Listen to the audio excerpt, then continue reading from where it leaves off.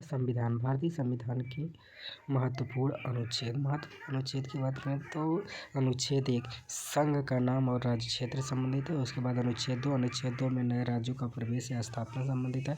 अनुच्छेद 3 नए राज्यों के निर्माण और वर्तमान राज्य के क्षेत्रों, सीमाओं या नामों में परिवर्तन संबंधित है। अनुच्छेद 5 भारत के प्रारंभ पर नागरिकता से संबंधित है। अनुच्छेद 12 राज्य की परिभाषा संबंधित है। अनुच्छेद 14 विधि के समक्ष समता और विधियों का समान संरक्षण संबंधित है। अनुच्छेद 15 धर्म, मूलवंश, जाति, लिंग या जन्म स्थान के आधार पर विभेद का प्रतिषेध है। अनुच्छेद 16 में लोक नियोजन में अवसर की समता है। अनुच्छेद 17 में अस्पृश्यता का अंत है। अनुच्छेद 18 में उपाधियों का अंत है। अनुच्छेद 19 वाक स्वतंत्र आदि विषयक कुछ अधिकारों का संरक्षण है। अनुच्छेद 20 अपराधों की दोषसिद्धि के संबंध में संरक्षण है। अनुच्छेद 21 प्राण एवं दैहिक स्वतंत्रता का संरक्षण। अनुच्छेद 21 का 6 से 14 वर्ष तक के सभी बच्चों को निःशुल्क एवं अनिवार्य शिक्षा का अधिकार है। अनुच्छेद 22 कुछ दशाओं में गिरफ्तारी और निरोध से संबंधित संरक्षण है। अनुच्छेद 23 में मानव दुर्व्यापार एवं बलात्कार का प्रतिषेध है, अर्थात मानव के साथ दुर्व्यापार का प्रतिषेध है और बल द्वारा किसी से जबरदस्ती कार्य नहीं कराया जाएगा, इस पर प्रतिषेध लगाया गया। और अनुच्छेद 24 में कारखानों आदि में बालकों के नियोजन का प्रतिषेध है। और अनुच्छेद 25 अंतःकरण की और धर्म की अबाध रूप से मान्य आचरण और प्रचार करने की स्वतंत्रता से संबंधित है। अब अनुच्छेद 29 अल्पसंख्यक वर्गों के हितों के संरक्षण संबंधी का। अनुच्छेद 30 शिक्षा संस्थानों की स्थापना और प्रशासन करने का अल्पसंख्यक वर्ग का अधिकार है। अनुच्छेद 32 संवैधानिक उपचारों का अधिकार है। अनुच्छेद 39 का सामान्य न्याय और निःशुल्क विधिक सहायता है। अनुच्छेद 40 ग्राम पंचायत की स्थापना का प्रावधान है। अनुच्छेद 44 नागरिकों के लिए एक समान सिविल संहिता है। अनुच्छेद 45 में 6 वर्ष से कम आयु के बालकों के लिए प्रारंभिक बाल्यावस्था देखरेख और शिक्षा का उपबंध है। अनुच्छेद 48 कृषि और पशुपालन का संगठन। अनुच्छेद 48 पर्यावरण संरक्षण और संवर्धन और वन तथा वन्य जीवों की रक्षा है। अनुच्छेद 50 कार्यपालिका का न्यायपालिका से पृथक्करण है। अनुच्छेद 51 अंतर्राष्ट्रीय शांति और सुरक्षा की अभिवृद्धि है। अनुच्छेद 51 का मूल कर्तव्य। अनुच्छेद 52 में भारत का एक राष्ट्रपति होगा। अनुच्छेद 53 में संघ की कार्यपालिका शक्ति राष्ट्रपति में निहित होगी। अनुच्छेद 58 में राष्ट्रपति पद की योग्यता है। अनुच्छेद 60 में राष्ट्रपति के शपथ और प्रतिज्ञा से संबंधित है। अनुच्छेद 61 राष्ट्रपति पर महाभियोग है। अनुच्छेद 63 में एक भारत का एक उपराष्ट्रपति होगा। अनुच्छेद 64 में उपराष्ट्रपति का राज्यसभा के पदेन सभापति का होना समाहित है। और अनुच्छेद 72 में राष्ट्रपति की क्षमादान शक्ति। अनुच्छेद 74 में राष्ट्रपति को सहायता देने के लिए एक मंत्रिपरिषद होगी। अब अनुच्छेद 75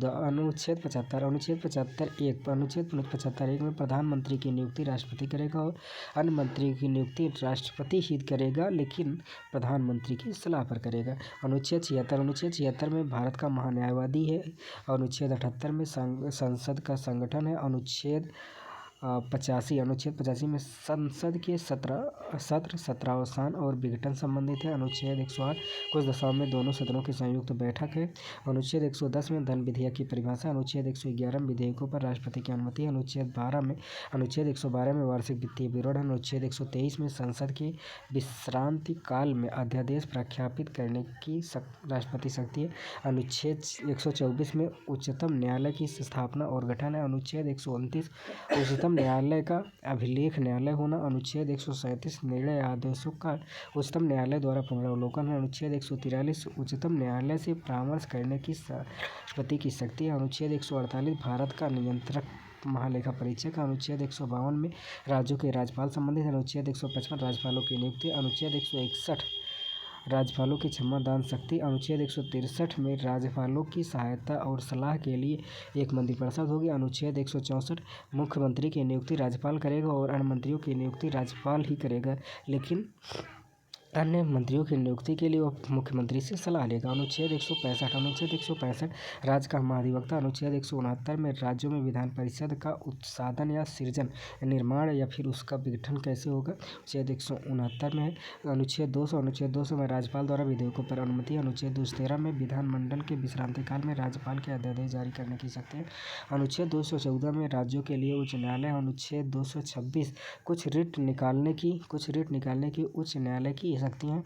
अनुच्छेद 233 जिला न्यायाधीशों की नियुक्ति। अनुच्छेद 239 में संघ राज्य क्षेत्रों के प्रशासन से संबंधित है। अनुच्छेद 239 का में दिल्ली के संबंध में विशेष प्रावधान है। वहीं अनुच्छेद 243 का में ग्राम सभा है। अनुच्छेद 239 का में पंचायतों के गठन से संबंधित है। अब आते हैं तो अनुच्छेद 243 घ पंचायतों का संरक्षण संबंधित है। अनुच्छेद 243 झ जो है यह पंचायतों की वित्तीय स्थिति के पुनर्विलोकन के लिए राज्य वित्त आयोग का गठन करेगा, यानी वित्त आयोग का गठन है। अनुच्छेद 243 पंचायतों के निर्वाचन के लिए राज्य निर्वाचन आयोग के निर्माण है। उसके बाद अनुच्छेद 243 में नगर पालिका का गठन है। अनुच्छेद 243 या में जिला योजना के लिए समिति। अनुच्छेद 249 में राज्य सूची के विषय के संबंध में राष्ट्रहित में विधि बनाने की शक्ति संसद के पास होगी।